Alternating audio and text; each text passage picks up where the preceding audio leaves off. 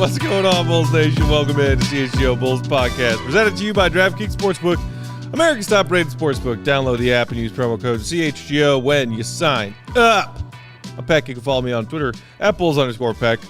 Big Dave is at BAL, BAWL Sports. And if you want to get into a heated argument about what the Bulls should do next with our guy Mark K on Twitter, he is at MK Hoops. Mark, how are you, sir? Fantastic. Just riveting this experience that we call life, or reveling in this experience we call life. It's just been a great 24 hours of being a Bulls basketball fan. Yeah, and also apparently a speaker or admirer of the German language. I just learned that about Mark, who hopped on and said to us, "Guten Morgen." That was a new one.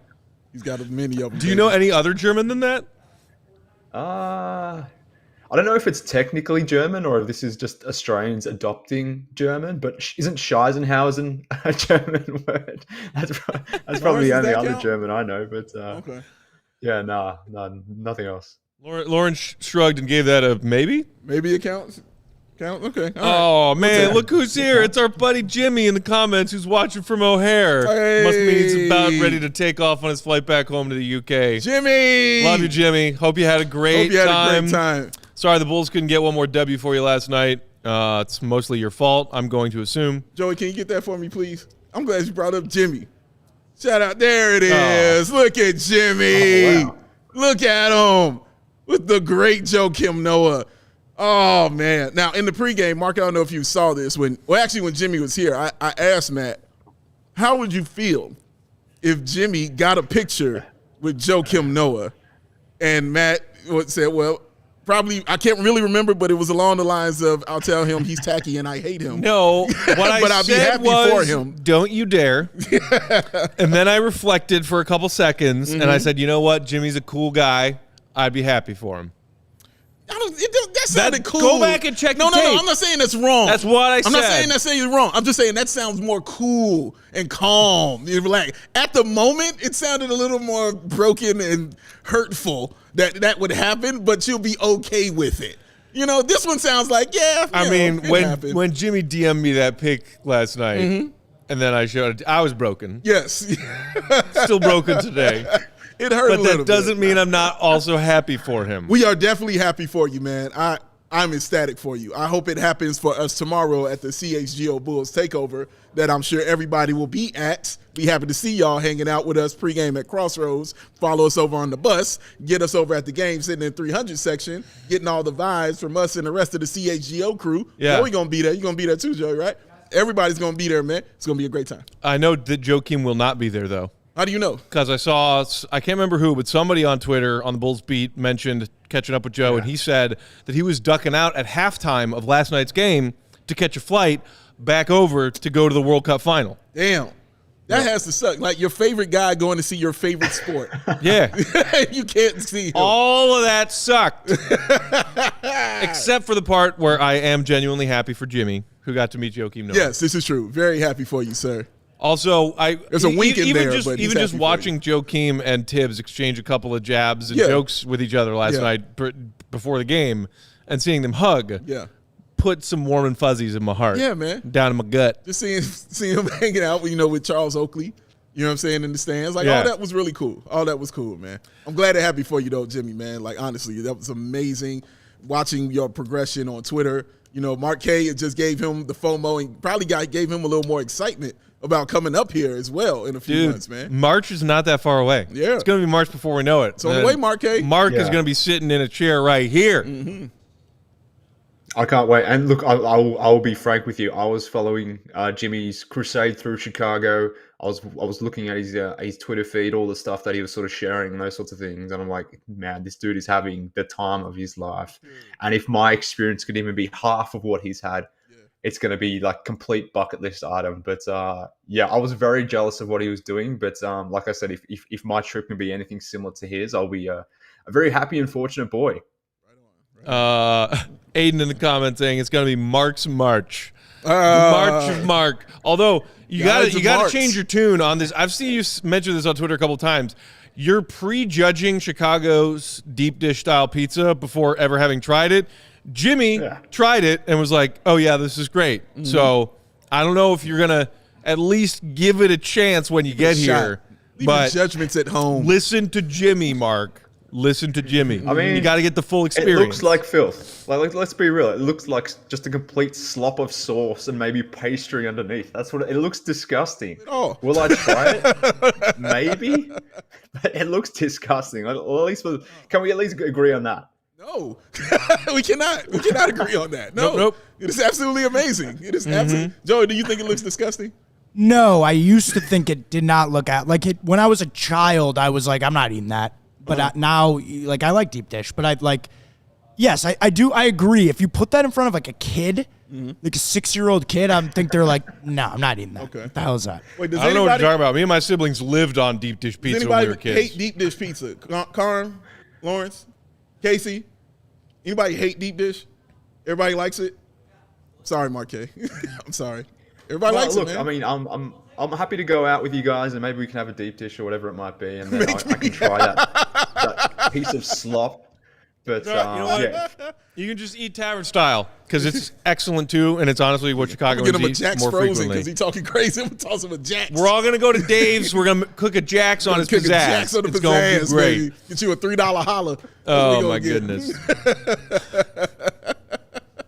All right, so we wanted to talk today a little bit more about what happened last night, which is the Bulls losing another close game, or the term that the NBA has used as far as stats and analytics go recently, clutch game. Okay. Bulls and Knicks was tight last night. The parameters for clutch games is a 5-point or smaller margin with 5 minutes or less to go in the fourth quarter. The Bulls have played 15 such games so far this season, 14 such games so far this season, and are 3-11 in those 14 clutch games. Not good. So we wanted to do a little bit of a deeper dive into what exactly is happening in these clutch losses and whether or not it's something that can be fixed. But gentlemen, I wanted to start with just some thoughts from the team after last night's game, because they were being asked in the locker room and at the post-game podium about yet another clutch loss. Okay. Let's look at what Billy had to say first. Joey, can we take a look at Billy Donovan's thoughts after last night's game? Saying, nice picture. Last year, when we were running off games, I was concerned because I saw a trend that I was concerned about. I thought we were dodging bullets, and what we were doing wasn't going to be sustainable. And clearly, it wasn't sustainable against the best teams. I didn't think that we had enough adversity coming out of the All-Star break. We were not hardened enough as a team. And that is via our guy, Rob Schaefer, over at NBC. We've heard Billy say something like this before when the Bulls were in the midst of that crazy winning streak last season. Caution, a little bit of a caution to say, hey, let's not get ahead of our skis a little bit, because I'm seeing some troubling trends, and we're winning in spite of these troubling trends. And then the other shoe didn't just fall, an anvil fell, and that's how last season ended, and that's kind of how this season is starting. What do you think about that from Billy, Big Dave? I mean, he didn't tell a lie. He told the truth about it, and he's right. I remember those games in the press conference, how even keeled he was, and how not happy he was. It was just a lot of concern and worry, like, yeah, that's great we did that, but guys, this is not going to be sustainable. But understandably, a lot of Bulls Nation was drunk on it because they hadn't had it in very, very long.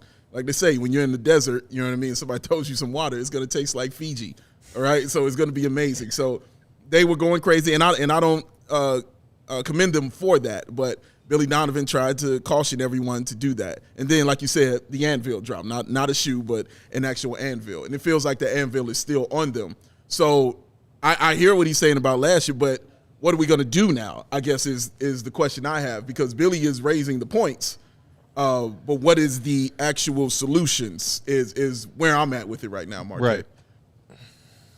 Yeah, and look, there's so many layers to this, and obviously we're going to spend a good portion of time getting into this, but you're right. Like, Billy was making this point last year.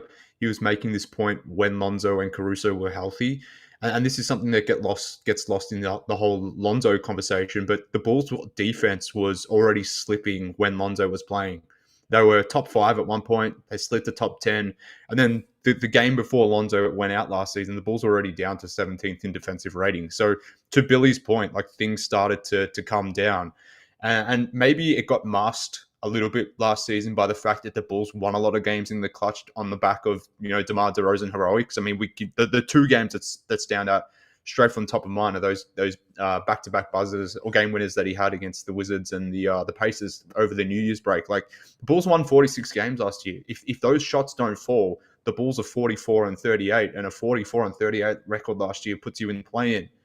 Now, that's just two games. Maybe there's some other examples where maybe had things gone differently in the clutch, maybe their record's less than 44-38. So I wonder how much of last season and what happened last season sort of hid what we've come to expect with this team, and that's what Billy spoke about. But I mean, had this team been a play-in team last season, maybe what they're doing now this season, maybe we feel differently about it because it's more expected from that point of view. But yeah, it's just interesting to see how it's all played out. What can the Bulls do more generally to change things, as you noted, Dave? I mean, I'm happy to ask that question back to you guys because there's so many things going wrong and there's so many different things going on wrong game to game at a micro level, but on a macro level, there's problems as well. So I've got my thoughts, but maybe I can kick it back to you guys first and ask if there's any obvious solutions to you. Obvious solutions that I don't have. I don't think those solutions are obvious. The one thing I do want is I want Dragic to actually start at point, but that has nothing to do with clutch performance or anything like that. But they have to solidify that position. It feels like to me, once that position more than any other, more than Patrick Wood, more than any other, when that position became shaky, then so did the Chicago Bulls. When Lonzo Ball is your best point guard, rightfully so, he's amazing at it. As soon as he went out, you lost everything else. And everybody else is a good fill-in, but not a solution. So you've got Ayo, who is awesome, but he still sometimes struggles offensively, and he's not the guy who is going to see 2 or 3 plays ahead like Lonzo can yet. I think he'll get there, but he just can't do it yet. Caruso, elite defensively, but will have a game where he starts and won't score a point. That is the goddamn issue. And you have Kobe White, who can heat it up in the fourth quarter during those clutch times, but the fact that he struggles throughout the game lends himself to being on the bench because it's like, well, if you're struggling, I'm not sure you're going to be the man in the fourth quarter that we need you to be. So there have been games where he's had him out there in the fourth quarter. Sometimes it worked out, sometimes it didn't. But again, that's what I'm saying. It hasn't been consistent. Right. So if it was consistent, like, okay, I can depend on you, not to the extent of a Ben Gordon, but just like, okay, I can depend on you in the fourth quarter, he'd be in there in the clutch, and that would actually be answering some of these questions. You got Dragic, who I think is the best point guard, but defensively, he is going to struggle, and he is an older gentleman as well. So I don't know if he can be the one in the clutch time because you're going to need the defense as well as the execution. So everybody, it's like they're trying to build, this perfect robot to stem the tide, for the loss of Lonzo, and it just hasn't worked yet. It might have worked a little bit here, a little bit there, but nothing's been super consistent for it. So for me, that's the huge issue because you got to have a quarterback on this team. Going back to what Billy said about winning all those close games last year and losing most of them so far this year, I like this question from our guy Jamal of Bulls Central in the comments. What's up, Jamal? Saying, has Billy given a solution for how it can be sustainable? I don't agree with his statement, but how do you change what's not working? And I wanted to add a little bit more of Billy's thoughts from last night because I think it kind of is it's highlighted by what Jamal just said and what is the frustrating part to, I think, some Bulls fans right now. Billy said this about these close losses versus close wins last year. He said, the stuff you've got to do as a group, you've got to become more connected, more determined, more stubborn, more resilient. I'm not saying that you ever want to lose, but we've had some really difficult losses this season. He said, I like the way we're playing and how we're doing what we're doing.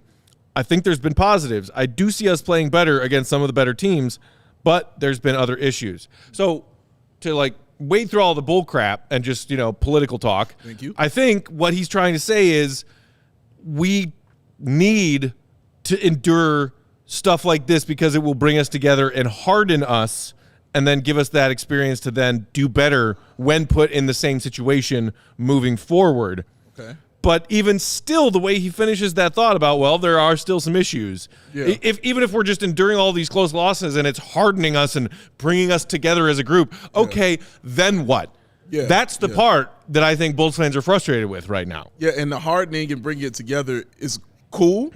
That's fine. But then when you look up and you're 11-16, like it's how hard you need to be. You know what I'm saying? Like, give me some soft. I would take plenty of soft in this instance, which is what DeMar was giving us last season with those clutch performances and things like that. But I know Marquet has a lot more to say on this. I don't want to step on your toes here, sir.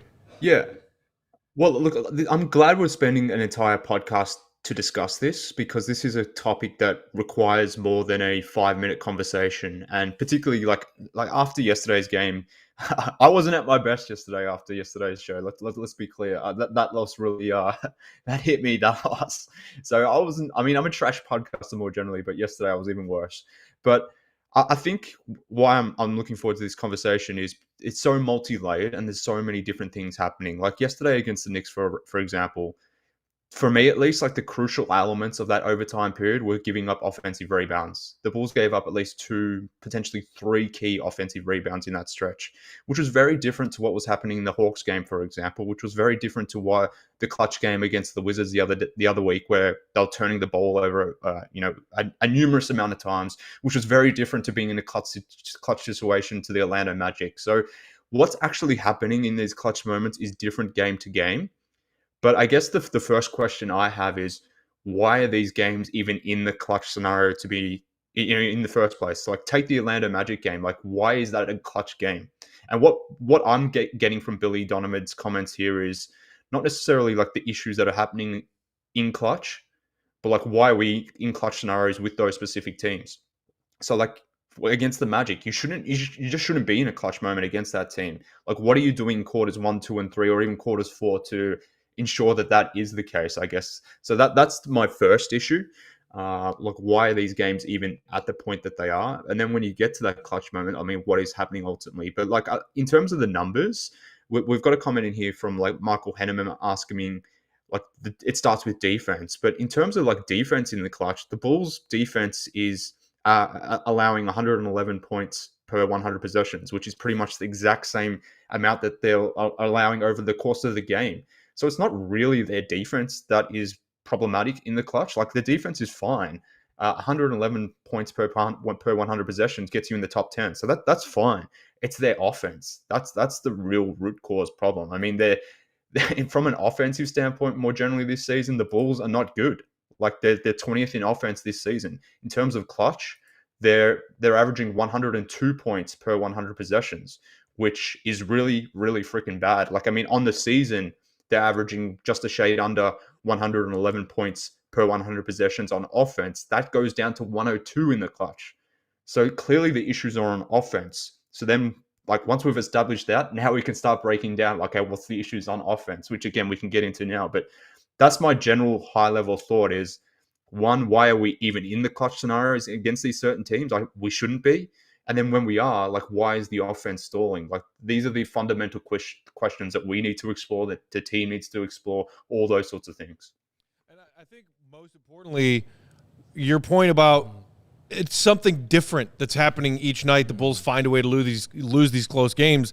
If you're watching every single one of these games, it is something different. Some nights it's not corralling a rebound. Some nights it's, as Jock in the comments here is saying, a bad Zach LaVine shot selection. Some night, or they were trying to get Vooch going in the post in overtime of the game last night, when really him against Mitchell Robinson is not a great matchup. It's a zillion things. And to try and pinpoint it on one thing is damn near impossible. But there are more numbers that I want to look at as far as what the Bulls are doing in clutch time versus generally across the board, and what their opponents are doing in those same situations. So we will look at that coming up next after this quick break, while we share words from our friends and sponsors with you guys.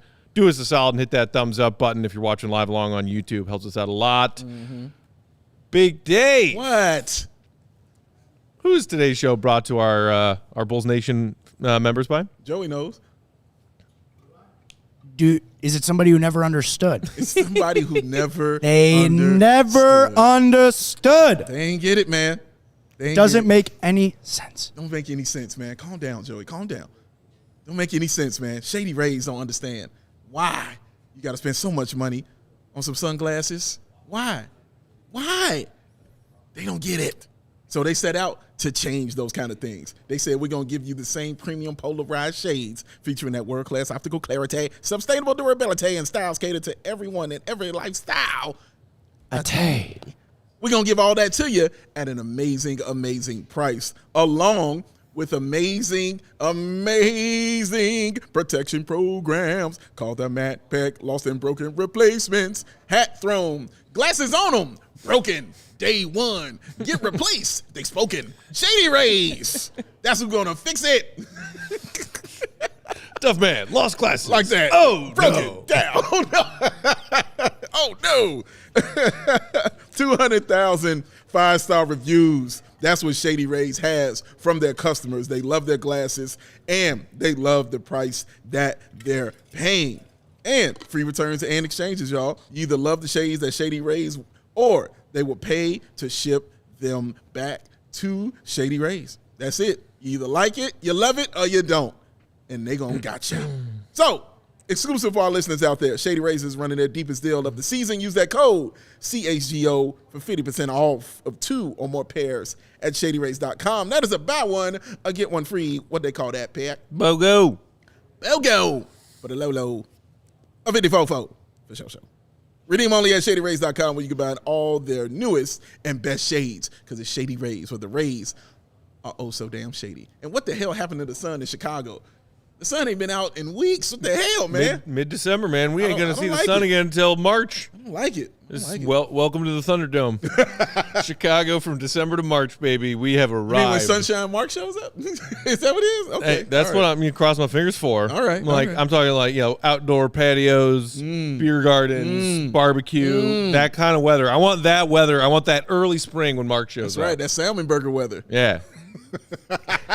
No weather. I slid that one in, Mark. Like that one, Mark. Like that one, Mark. Burger weather. That was for you, Mark. But with winter Yes, upon us, you know what you want to make sure that you have locked and loaded, ready to go. What's that? Is the lighting fixtures and systems in your home and your business. Oh, you don't want to play no games with that. Don't want to mess around with your lighting this time of year. And ComEd Energy Efficiency Program is committed to helping families and businesses in the communities they serve manage energy usage and lower your energy bills now and into the future. ComEd offers a wide array of incentives on lighting and other efficiency upgrades to commercial, industrial, and public sector customers of all sizes across their territory. Customers can inquire about how to upgrade outdated lighting to energy and money-saving efficient LED lights. Learn more about network lighting to operate your lights through your mobile device and track your facility's energy usage and more. Incentives have recently increased for indoor, outdoor lighting, and networked lighting controls, making these projects even more cost-effective than before. ComEd, getting it done. So here's what you do. Visit ComEd.com/poweringbiz, that's B-I-Z, to start saving money and energy. To start a project, you can contact them at 1-855-433-2700. For more information, email them businessee@comed.com or publicsectoree@comed.com. Very nice. Love that. Whoop, whoop. Love that flow right there at the end. Very cool. I like that.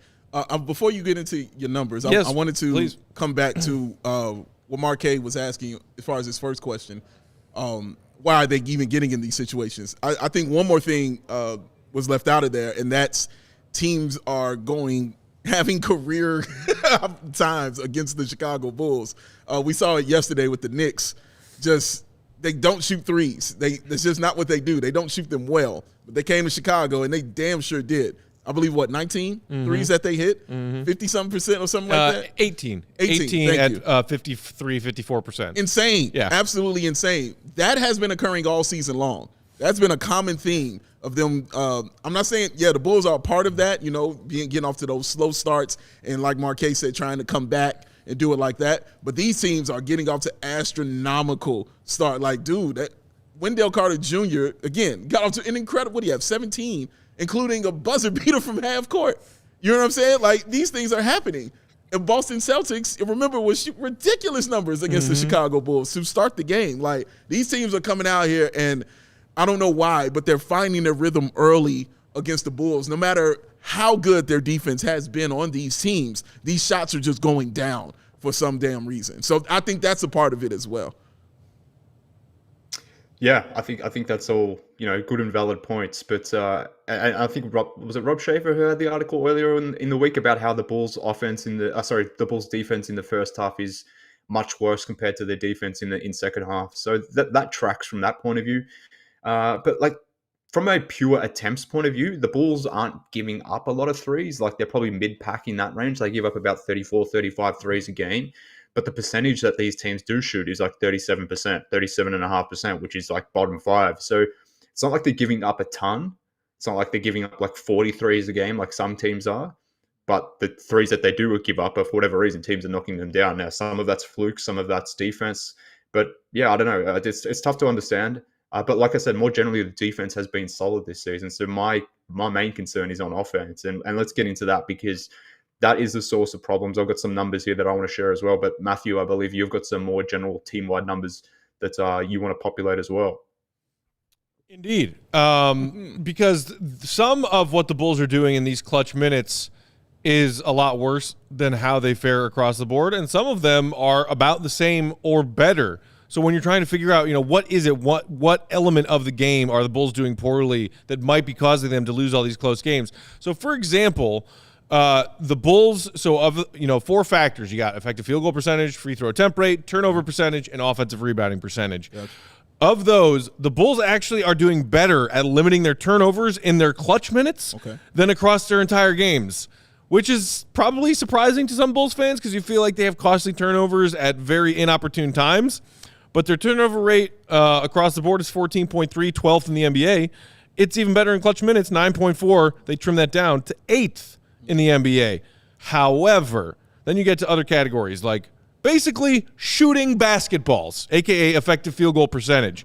They are exact middle of the road in the NBA at 53.8% across all action of all games. In clutch minutes, their effective field goal percentage drops to 45.5%, a.k.a. 23rd. That's an 8-spot drop in effective field goal percentage when they are trying to win these close games late, Mark.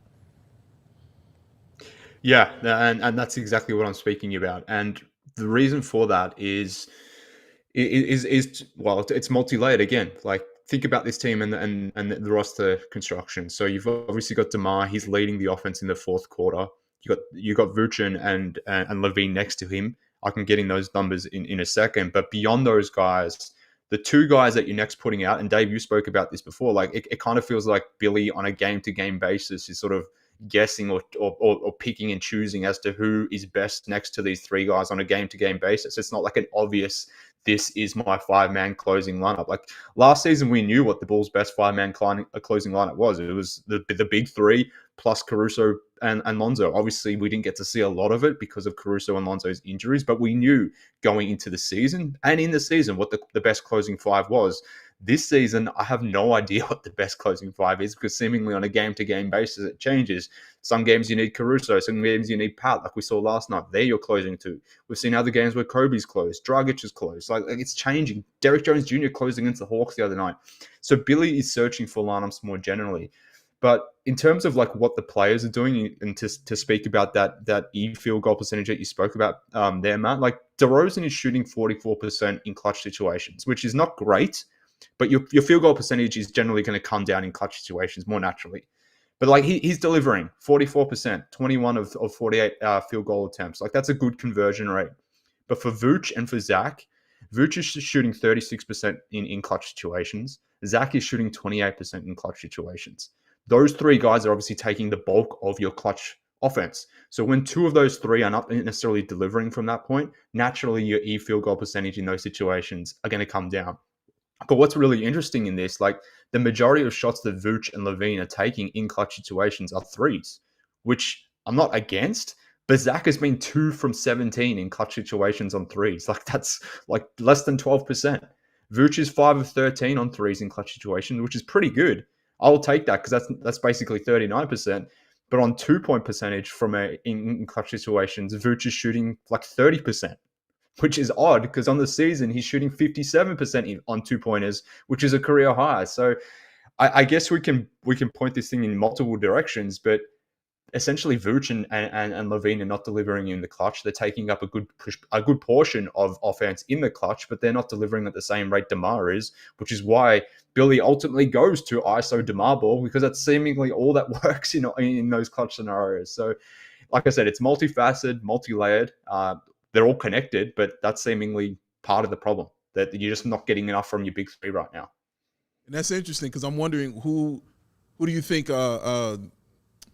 kind of is the one you're looking at more between Zach and Vooch to be like, oh man, this is the one that needs to step it up a little bit more for this team in the clutch for us to have it? Because just hearing those numbers, neither one are good. Okay, but for me, when I think about it, I think it's Zach LaVine. Like when I think of Vooch and when I remember him taking those shots in the clutch, I'm just talking about last year. When I thought of him, it was never something I was dependent on. It was just something that was like, oh, he's open. There it is. Now with Zach LaVine, I'm like, well, I expect you to go get buckets. Mm-hmm. You know what I mean? Like it's a different thing. And I'm not trying to jump on Zach. This isn't what I'm trying to do. But in that clutch moment, I'm not saying, oh man, okay, I got to get it to Vooch and he's got to go to work. I'm like, oh, Vooch is open. Shoot that three. Oh, Vooch has got a little person on him. Get on the ball right there. With Zach, I'm like, I don't care who's on you because you're Zach LaVine. Like, bro, go do your thing because you're Zach LaVine. Handle your business, you know? Yeah, definitely. I think I agree with you. Like getting the ball in the post, and not just Vooch, but more generally, like post play in clutch situations is a very difficult thing to do, like more generally. So I don't think that's something the Bulls should ultimately be looking at. I like feeding Vooch from a three-point perspective in clutch because it opens up the floor. And like I said, he's 5 of 13 on threes in the clutch. That's 39%. That's a really good return rate. So from that point of view, I'm not necessarily too concerned from a Vooch angle. He needs to be better, but it's okay. It really comes down to Zach. Like I said, 2 from 17 in clutch from 3-point situations. That's really freaking bad. So Zach needs to be better in clutch situations. We know why maybe he's struggled lately or this season more generally. But like I said, everything's connected. Like when Zach is not necessarily performing in clutch, that ultimately means that maybe DeRozan goes more into that hero ball mode and wants to take over more because you're not necessarily getting that second source of offense from your second perimeter dude. So when Zach's not performing, that impacts DeRozan. And then as DeRozan gets more centric or gets more ISO heavy, then that obviously impacts everyone around him. And then obviously this is connected because when you're playing out there with Caruso and Pat, they're not necessarily going to be doing anything off the bounce. They're not going to be shooting a lot of jumpers themselves. They don't have a lot of creation ability in themselves either. There goes the cycle again. DeMar goes back into ISO mode. Then that leads to more Zach play, which we just spoke about, hasn't been efficient. So it's all connected. It's all problematic, but it all stems on the offensive end from my standpoint. But yeah, you just need to be better from a conversion point of view, but I just don't know if that's necessarily going to change anytime soon. And, we were talking about in last night's postgame the fact that DeMar got to the line, it was like 16, 17 times, something like that. But as a team, the Bulls only got there 22 times. Yeah, 5 more free throws collectively beyond DeMar's. And I saw some people in the comments talking about maybe, Zach being more aggressive, attacking the basket more. That also came up in the loss to Atlanta when he was getting to the rim at will, and then a couple of times took some ill-advised threes. Maybe they were ill-advised threes, if you feel that way. I think you could certainly make the argument that they were ill-advised, especially when he has been, as people made note of, finishing better at the rim, looking stronger at the rim compared to the beginning of this season, which is a good sign in and of itself for the back half of this season. Zach is starting to look more like Zach, but those free throws, that is one of the other areas when you're talking about 4 factors where the Bulls get worse in clutch time minutes. Yeah. It's interesting because if you look at the numbers, so the Bulls' free throw attempt rate across the board this season, .262, is 18th in the NBA. So middle of the pack. Everybody's essentially free throw attempt rate goes up in the last 5 minutes because teams are trying to get to the free throw line. Teams are in bonuses or penalty, vice versa.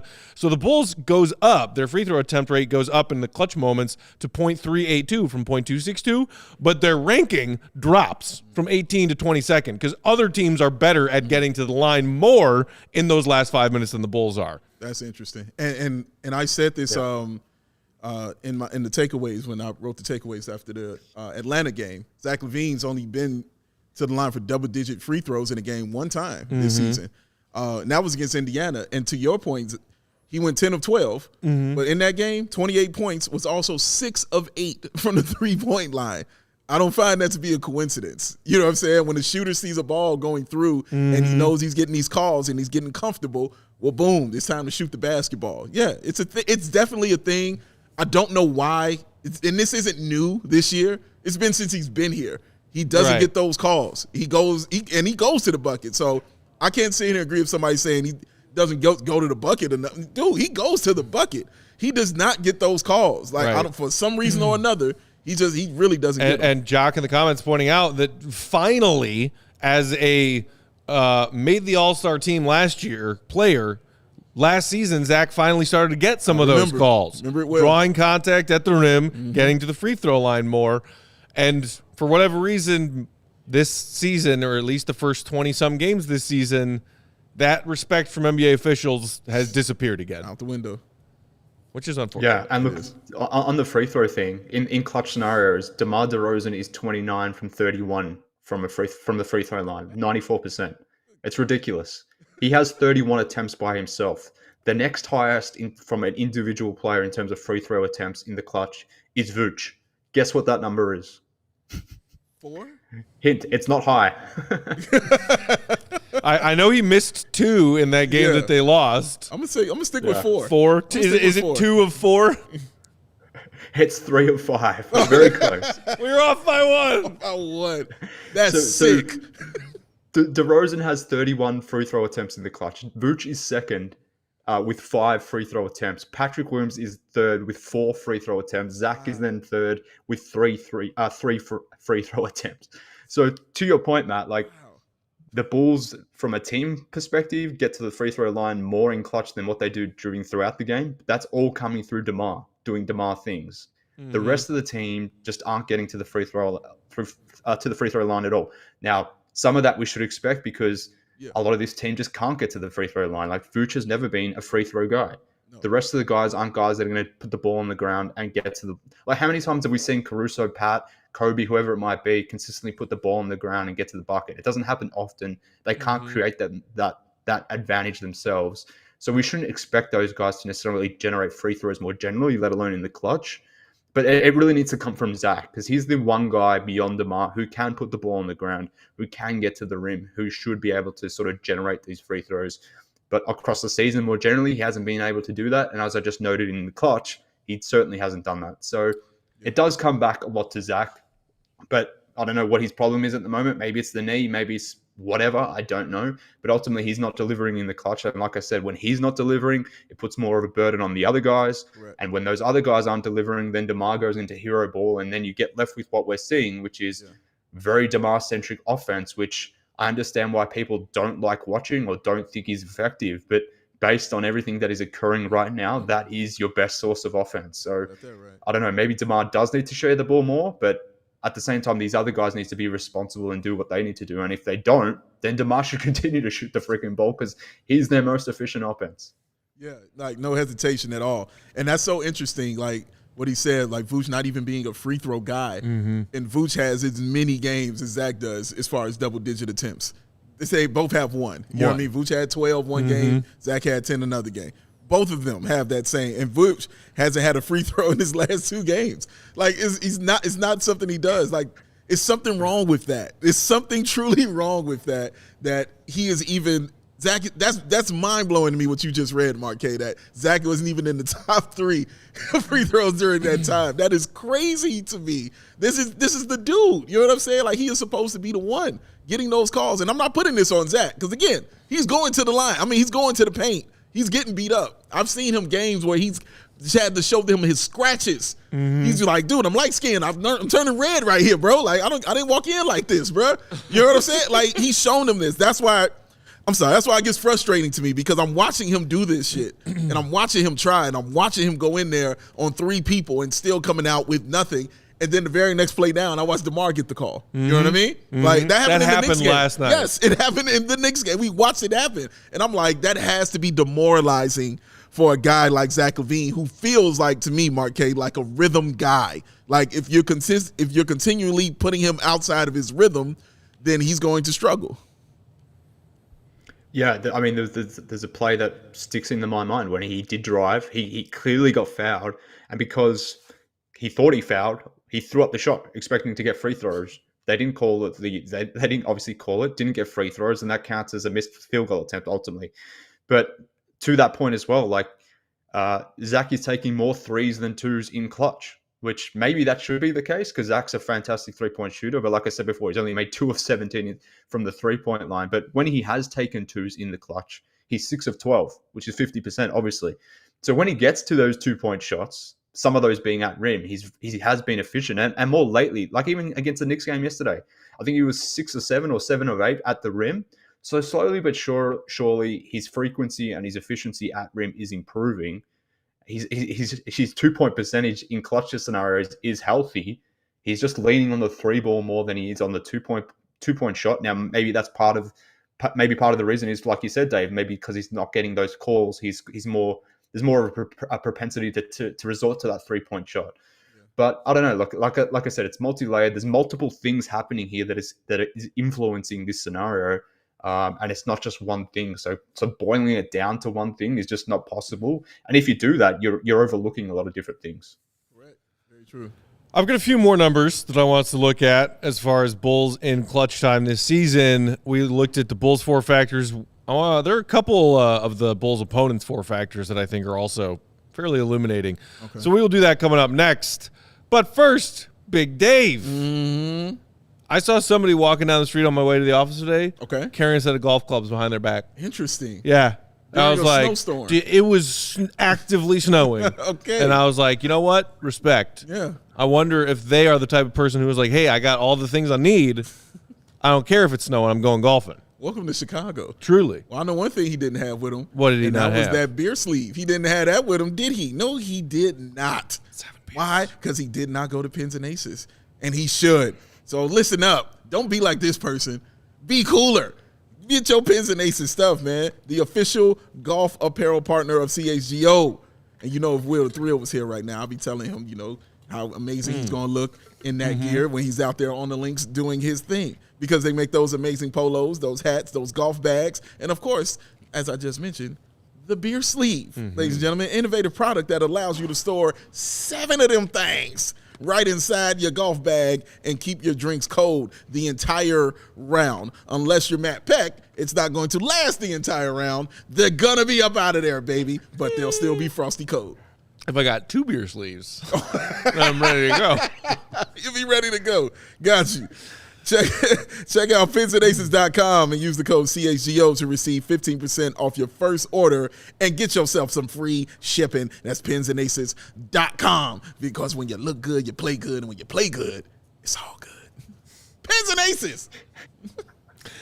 Today's episode of CHGO Bulls also brought to y'all by our friends at DraftKings Sportsbook. This time of year, everybody's excited about the holiday season, giving gifts, getting gifts, the holiday spirit. But what about all that basketball? What about it? When I throw down on NBA action, that's my gift to myself. The jam. And I do it, of course, at DraftKings Sportsbook. Yes, you do. An official betting partner of the NBA, our official betting partner at CHGO.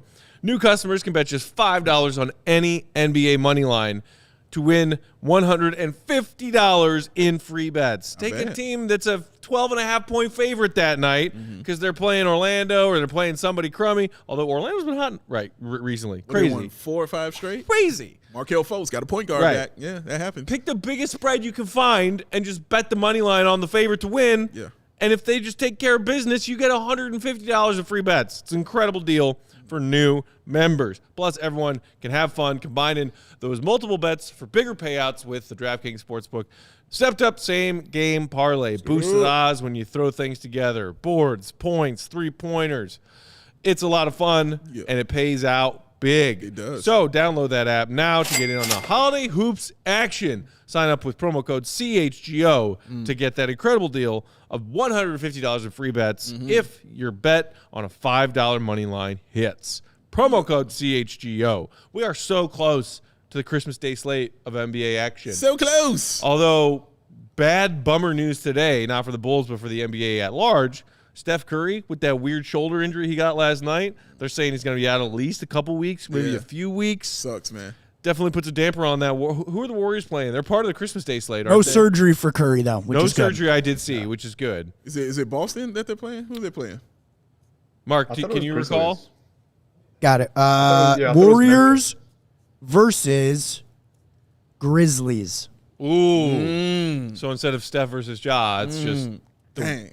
Ja's going to rock the Warriors. And that's the primetime game, too. Yeah, that's 7 And the p.m. Grizzlies on primetime. Shout out to that also. Shout out to Grizzlies being on primetime, and that's awesome. I can't wait to watch that. Ja. That's your guy. That's your guy. All right, guys. So before the break, we were talking about this Bulls offense sputtering in clutch time moments, not getting to the free throw line unless your name is DeMar DeRozan. On the flip side of that, maybe even more glaring, the Bulls' opponents' four-factor free throw attempt rate across the board, .264, 12th in the league, so just a bit above average. In clutch time moments, it jumps, basically doubles, and then some. Opponent free throw attempt rate in clutch minutes to .531, a.k.a. 25th in the NBA. They plummet from 12th to 25th at preventing their opponents from getting to the line in the final 5 minutes of close games. And look, that is something that Billy's actually said often that he is 100% right about. We foul too often, and we foul dumb. Yeah. He phrased it more eloquent than that, not calling his players dumb. Right, but essentially, we foul too often, and we commit stupid fouls. Yeah. And a lot of them, obviously. Numbers back that up. Yeah, and they've been crushing as well. Yeah, man, it's tough. And I'm thinking immediately of the 4-point play that happened. And that's the first thing that popped into my head was that occurring, man. Yeah, a lot of silly fouls for the Chicago Bulls in the clutch time when you got to have it. And we've seen ones that they've called and they had to be overturned, during that time. Immediately, the Patrick Williams one's the first one I think of. The reason you even make that call, though, is because you have the reputation now. Now the refs know you now. You know what I mean? They understand you now. They're like, no, you make those fouls. You as a team commit those kind of penalties out there. And in that clutch time, Marquez, you said like the defense is what the Bulls have, is what you kind of hang your hat on. On the offense, all you got is DeMar. So on defense, that's what you're hanging your hat on. So I think that's another reason why those fouls, kind of get more. You get more of those fouls is because that's your one thing right there is your defense, and that's what you're relying on. And that's just not sustainable to win. You know what I'm saying? It's not sustainable to win. Like Marquez said, it's about the offense. You have to have that straightened out and together, man, if you're going to win in this league, man. But that's pretty damn alarming, I must say, Marquez. Yeah, and I guess my instant reaction to that is, and this applies more generally, like clutch time, the Bulls have only played 69 minutes of clutch time. Nice. But from that point of view, like the sample is small. So I wonder how much of this free throw stuff is noise from that point of view.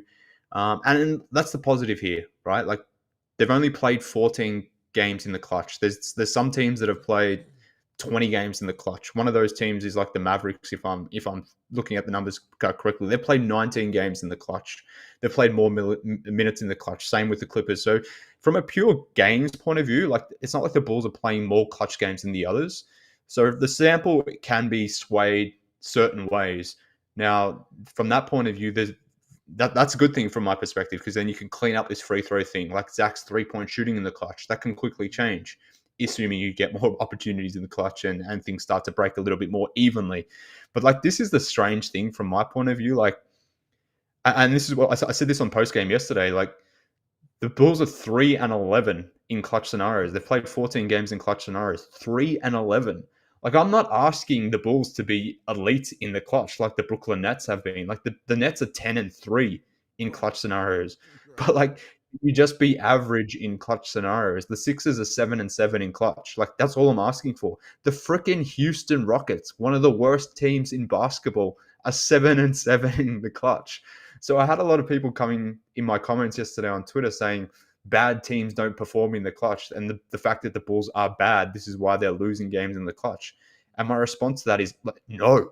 Even if the Bulls are bad, you shouldn't be 3-11 in clutch scenarios. The San Antonio Spurs, one of the worst teams in basketball, are 4-6 in clutch scenarios. That's almost 50-50. Just give me that. Like, why can't the Bulls be 50-50 in those scenarios? So what we're seeing, I think like ultimately we've discussed that today, and we're right to discuss all these points. But at the same time, like so much of this stuff is just outlier stuff, which I think this free throw thing is. That's probably an anomaly in that sense.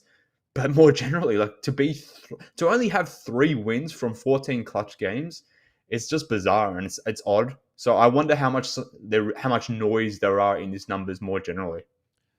Yeah, 3 in overtime as well. It's weird because when you look at, you mentioned the Spurs being 4-6 in clutch games, and you were right. So Miami's played 20, which is the most.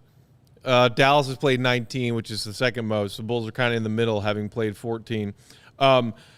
As far as the teams that have the worst records in these clutch games, the Bulls are dead last in the NBA with that winning percentage of .214, 3-11. And the mix of bad teams, tanking teams, playoff teams, middle of the pack teams, as you move up those, it seems kind of random. You got the Hornets and the Magic there at 29 and 28 respectively. But then the Lakers and the Warriors are right there at 26 and 25. Tied at 26. The Wizards are in there. The Suns are in there. Bad team, decent team. Pistons, Thunder, Spurs, Raptors, Jazz. Like, that's the bottom 10 in clutch win-loss record. It's weird that the Bulls are 3-11. We're trying to find reasons for it, but I think what we keep coming back to is that on any given night, it's one thing and a different thing than the previous clutch game that dooms them on that particular night. Yeah. But another one that drove me crazy against the Knicks last night was rebounding. Oh, my God. Rebounding. Jeez. The Bulls are a pretty elite team when it comes to their defensive rebounding. Yeah. But their opponent's offensive rebounding percentage goes up in the final 5 minutes. The Bulls are third in the NBA at limiting their opponent's offensive rebounding across the board. Offensive rebounding percentage of 25.4. It's the same thing if you look at it from the Bulls' perspective of defensive rebounding percentage. They are third in the NBA. Yeah. Clutch minutes, their opponents, 28.8. That's a pretty big jump. And that Bulls and that rank falls from 3rd to 9th. So it's not like plummeting, but one of the things that the Bulls do best, protecting their defensive glass, gets worse in the final 5 minutes. And you saw that in the Knicks game last night. And as well as I said that Patrick Williams played defensively, he had 2 rebounds. You know what I'm saying? Like that, no. So that just lends it to that right there. I believe the Knicks had 6 offensive rebounds in the fourth quarter last night. Crazy, man. That's crazy. I forget how many Hartenstein ended up with. And I'm only bringing him up because I don't never looked at him as just a rebounding giant. But I know at one point he had like 8 rebounds. Like, I remember that well. I don't remember what he finished with, but I know at one point he had that. He maybe finished with 10 or something. But yeah, man, like that's crazy. And like you were saying, like there's so many different ways in each of these games, which makes it hard, guys, to, like you say, pinpoint it and point to it exactly and say, okay, we'll fix that part and then we'll come back. You can point to the lack of the execution. You can point to I see Mike was talking about the half-court offense isn't great because last year they were faster and they were just actually running more with Lonzo, which is true.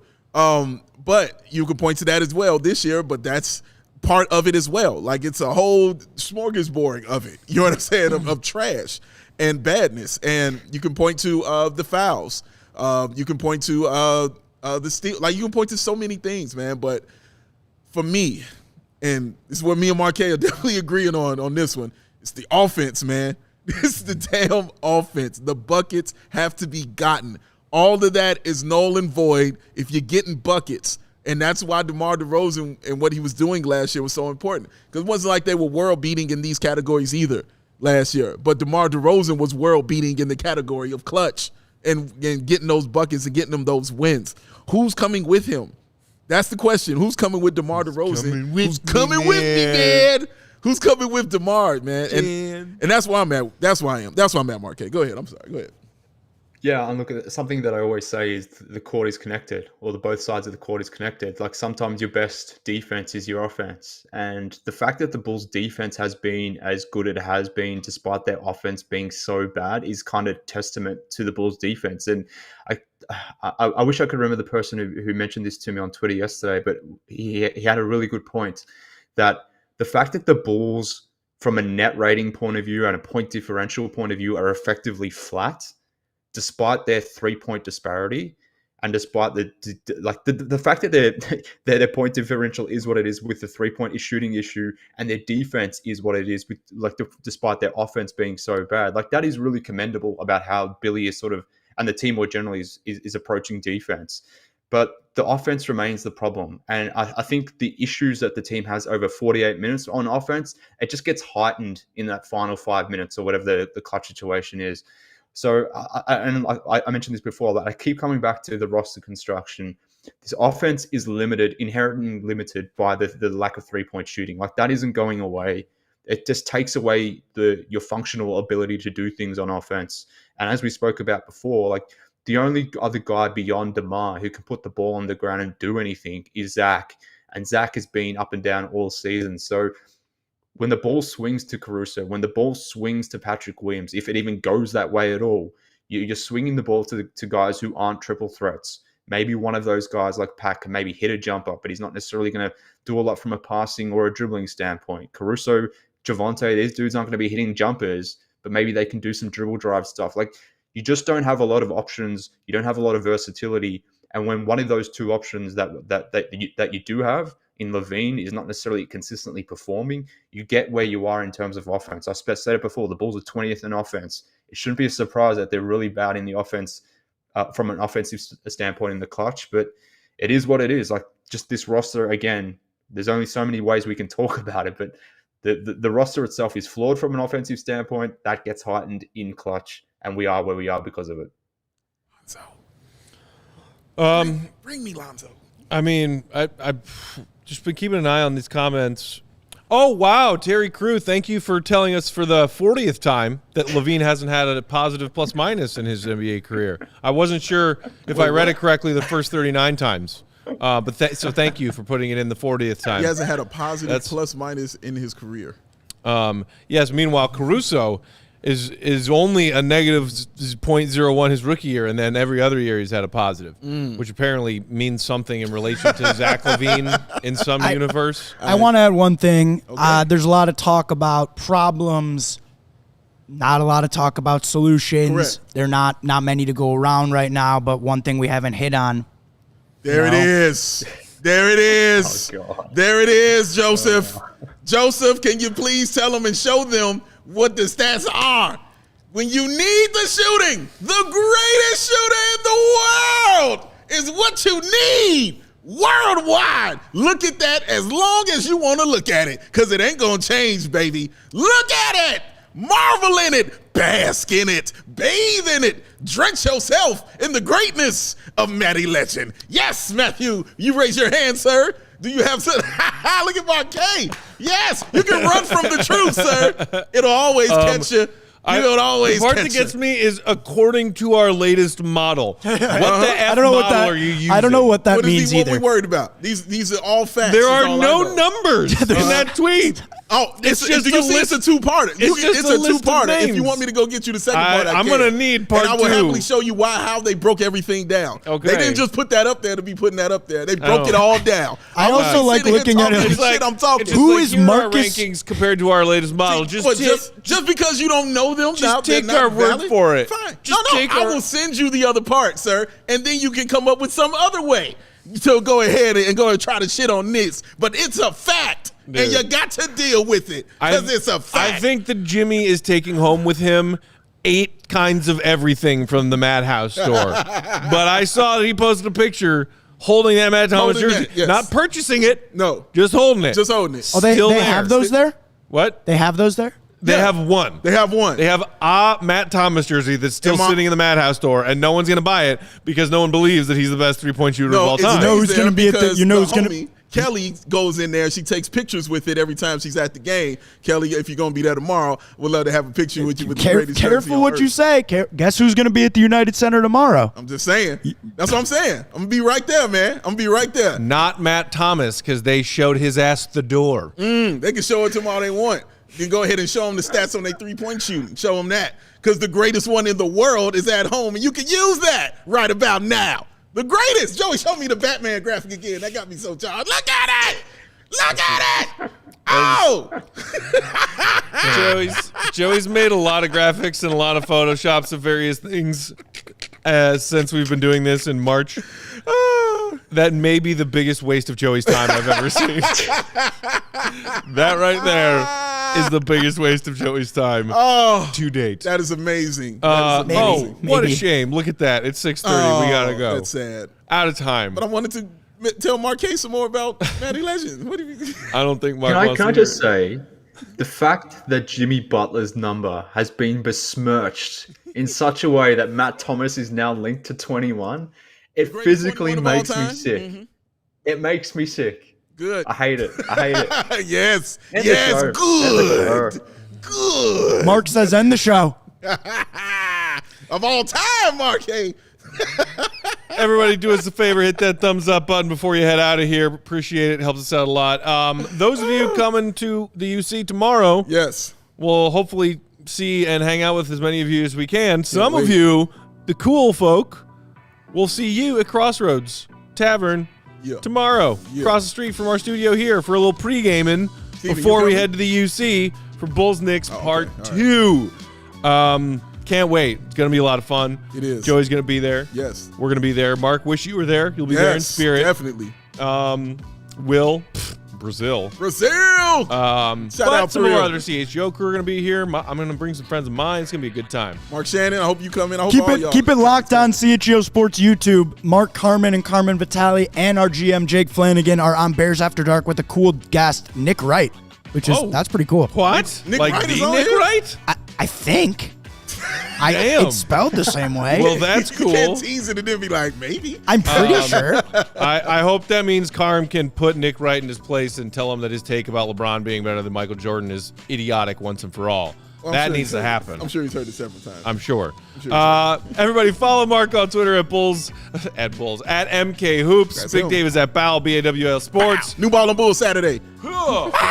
Check the hoodie. Did you see the hoodie I'm rocking? I see. Oh, I saw it. Too.